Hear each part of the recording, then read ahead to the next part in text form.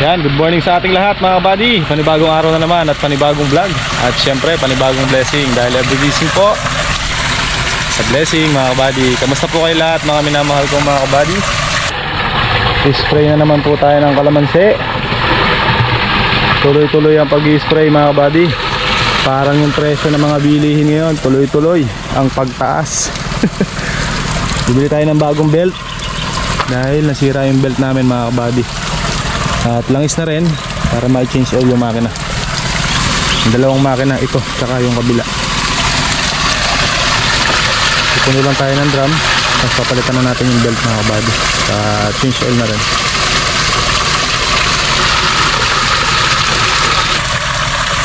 Tikas din pala natin ang sitaw ngayon.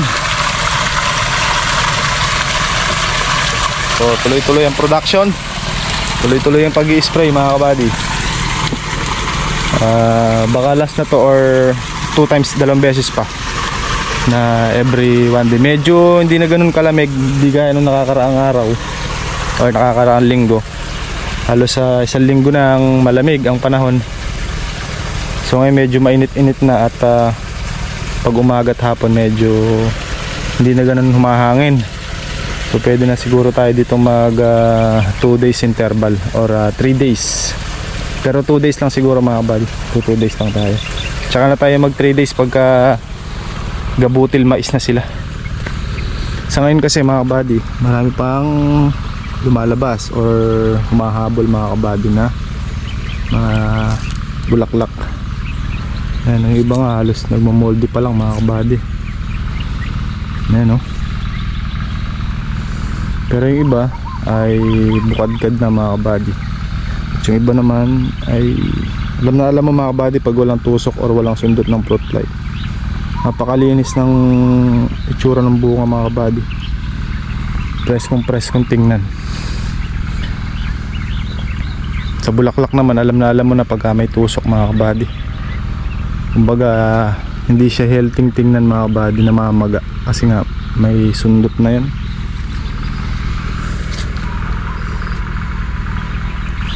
Sana marami magtuloy.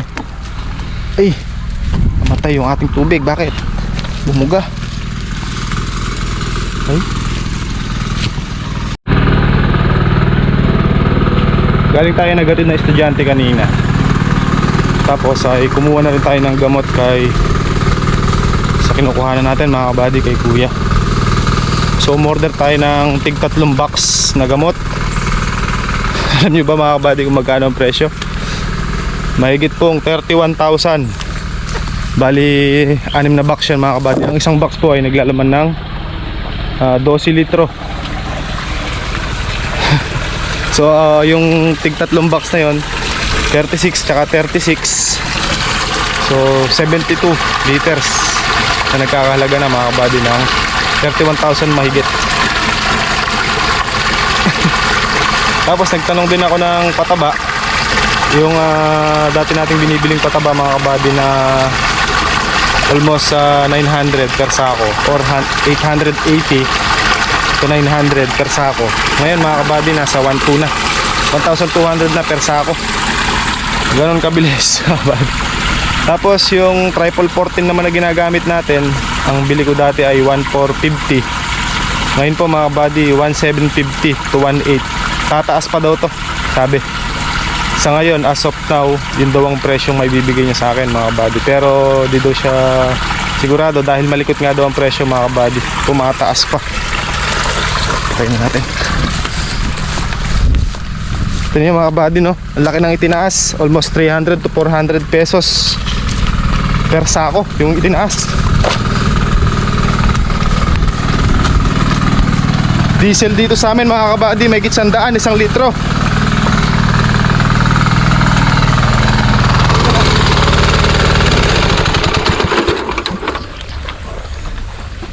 So yung diesel dito sa amin may 100, pero sa iba, sa ibang gasolinahan makakabili ka ng 100 per litro ng diesel.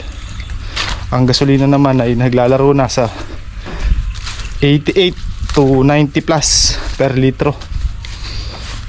So kahapon mga nakakaraang linggo kasi mga kabady napakahirap bumili. Ayaw nilang magkarga sa galon. So anong gagawin natin? Bawat makina natin dadalhin natin sa kanila. So hindi naman makatarungan, di ba? Bibili naman tayo, hindi naman tayo hingi. Ang kaso nga lang, dapat pagka panggamit sa farm, kunyari mag-limit na lang sila. Kung 20 liters o 10 liters per tao na para sa farm, ay dapat naman pagbilan nila, diba? Paano naman ang hanap buhay ng mga nagpa-farm? Hindi makabili, hindi ayaw pagbilan. Kagaya nito, napakaliit lang ng tangke niyan mga kabady. Dadalhin pa ba natin yan doon? Bubuhatin pa ba natin? Kakalagin pa ba natin dyan? Dahil sa pang abala. Pero awa ng Diyos mga kabady, kahapon ay nagpabili tayo kay RJ ng gasolina. Nakabili naman, halagang 1,500 pesos. So nahati naman yung galon na nahati naman yung galon na pinadala ko. So mamaya subukan natin ulit bumili para meron tayong reserba dito. Kasi mga kabady, mahirap yung walang reserba. Nabibitin ka sa pag-spray pagka naubusan ng gasolina. So abala pa. So maganda kung may pondo ka dito, anytime na maubusan ka, kakarga mo na lang, di maabala yung trabaho. Lalong lalo mga kabady, pag nag-i-spray ng ganito ay sabi ko nga, di baling wala na akong hawak na pera, basta yung mga kailangan natin para dito sa farm, gaya ng mga gasolina na yan, diesel. Gumagamit din akong diesel mga kabady, yung ginagamit nating pampaandar dyan tsaka sa Voltron, tsaka kung minsan dun din sa kabila, ay kailangan natin meron dyan para just in case na emergency, meron tayong magagamit. Kasi hindi natin masasabi, malay natin mga buddy, bukas makalawa wala na tayong mabiling gasolina or diesel. So paano na? Stop na ang production pagka nagkaganon mga buddy. Hindi naman natin pwedeng sprayan ng spray ano lang yan mga buddy, yung decharge. Dapat po ilang karga tayo dyan, tsaka hindi ano yan, hindi advisable yun, hindi effective dahil mahina, hindi tatago sa loob yun. So sana ay matapos na yan at nang sa ganun bumalik na tayo sa dati. At napakahirap mga kabady, nakita nyo naman na lalo ngayon yung presyo talagang wala na tayong magagawa kundi sumunod. Yung mga kliyente natin mga kabady sa sa Karanglan, hanggang ngayon hindi pa sila nakakapagpataba dahil wala daw silang mabiling pataba at nagmahal nga daw, wala pa daw deliver. So delay na naman sila. So sa ganun mga buddy, wala na tayong magagawa doon kung hindi payuhan sila na humanap ng mabibilan ng pataba, dahil hindi naman natin kontrolado yon at hindi natin masasabi talaga na darating ang time na meron kang pambili, wala kang mabili, or may mabibili ka naman, wala ka namang pambili.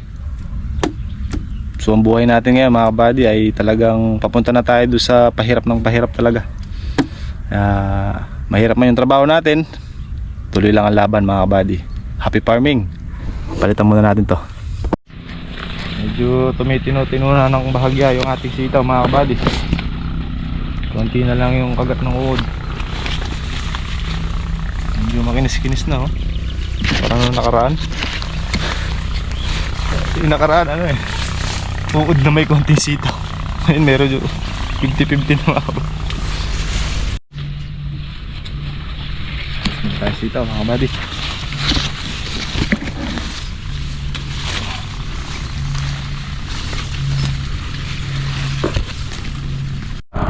Nakakaduling yung bunga kakulay kulay berde rin.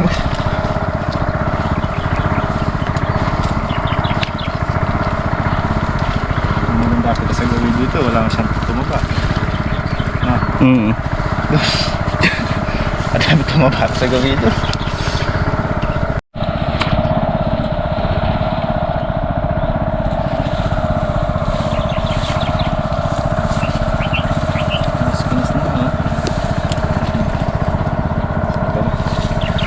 Ganda na, gaganda na rin presyo niyan.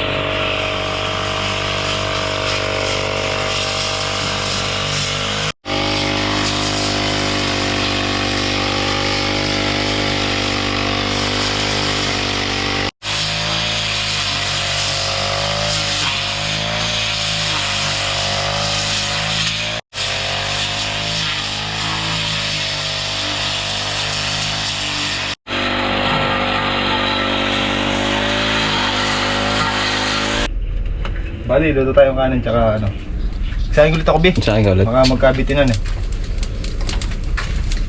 Para mga ano natin, doggy-doggies. Buddy. Puti-puti eh.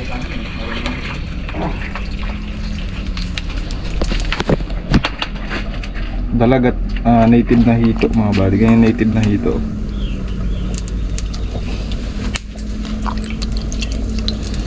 Yun yung kulay puti na.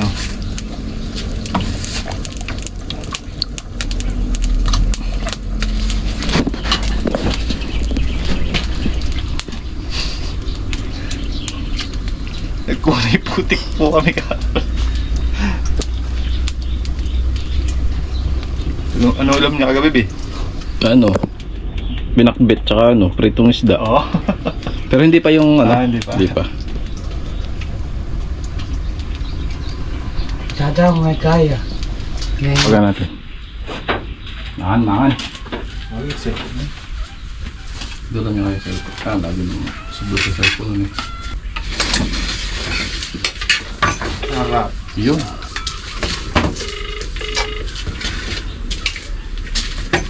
Kak. Tara na, kain na. Kumain na ako dito ba? Dito ako ba yun? Ish. Sabi ko sa'yo, kumain na tayo. Hindi ko lang ako sa'yo. Sige, dala ka lang kok. Yeah.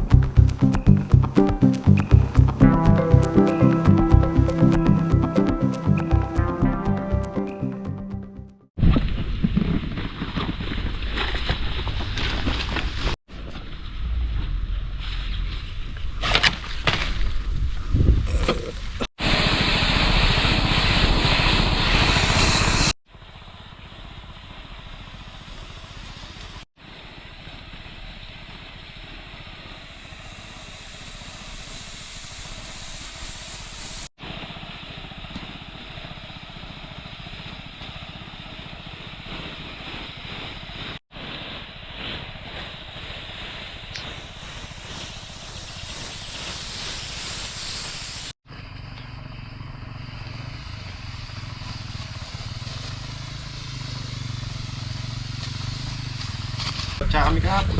Ha? Asang batya? Tilapia. Kumain ka rin eh. Ha? Yung ano, huli dyan. Nana? Kumain ka, tikman mo yung huli dyan. Pista. Pista. Bumba kayo, guys. Hindi na. Hindi mo na. Pang-uwag. Hindi. Nakabahay yun. Pwede. Tumas na ata ang kamatis eh. 14. Tumas na ata ang kamatis. 14. Pagka-14 na Kuya Chris, gagawin ko na. Lalaga ko na lang lahat. Lahat na mahihinog. Hindi. Ano ba? Hindi. Tataas ng kamatis niyan. Maniwala ka. Itong makakakulamahana na yan. Niwala kasi ah. Ayaw si Manahan ni Albi. Ay, sinunahan. Eh, Kung nag-iris yan, nagbabiyahe yan. Mga 1,000 lang ako kada isang pitas doon din. Sa'yo. Boss, ilang tray ba yun? 5. Ba marami yun. Pagka ba, kunyari, 10 kilo. Pagka napit sa kukunin mo. Yo. Dali. Pagkapit doon. Pitas mo sa hapon. Dadali ko nga din eh. Ang kamatis. Ba't sa hapon kaya, Chris? Oo. Para ka na bukasan. Hindi naman di ko yung kamatis Hindi kasi. naman, kahit 2 araw mo bago pitasin. Ben. Bakit kinahaponan pitasin? Para Hindi, ang kamatis kasi pinipitas, hindi pitig mo yung hamog yan. Yung kamatis. hindi pwede maga, mga alas 8, ganyan. Hindi, ako nagkapatis ng kamatis. Sa hapon nagkapatis. Ba't tayo manong maga? Eh, kasi paging nagmamus kasi sa ano yan, sa kahon yan. Pagka naisak na yung kamatis, hindi na mabulok.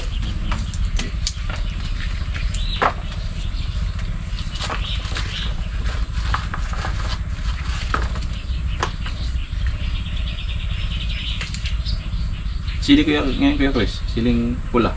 Taiwan, magkano? Mura ang siling Taiwan. Kaya yun, pinapatay si siling yung Taiwan yan. Tapos tatanimin, Taiwan din tatanimin.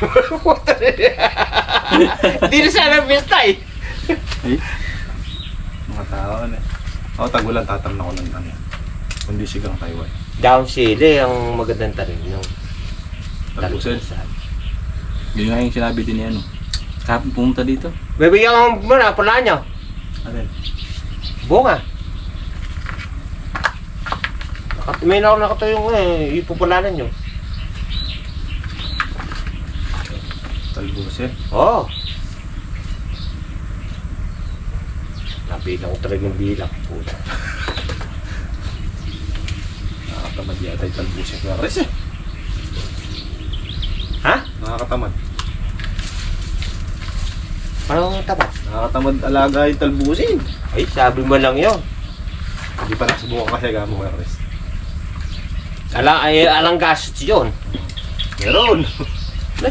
Meron ba? Gano'n ang gastos doon? Abono lang ang gastos doon. Oh, yun. Ay, di ba may ni-spray yun? Madalang. Tinanim mo, dalawang beses mo lang spray, no? Okay. Pero patabain naman, yung mga mahal ng pataba. Yung kada... Hindi, kada talbos mo doon, sasabugan mo. mo. Oo. Kada niya, tinalbos mo ngayon. Ah. Huwag ka na bukas, sabugan mo. Kahit pa amoy-amoy lang. Pagka yung kasi anong pagka ganun ko tayo, puto mo, susupo nga yan. Lahat ng sinusupo ngayon, agad doon yung mahabang ano.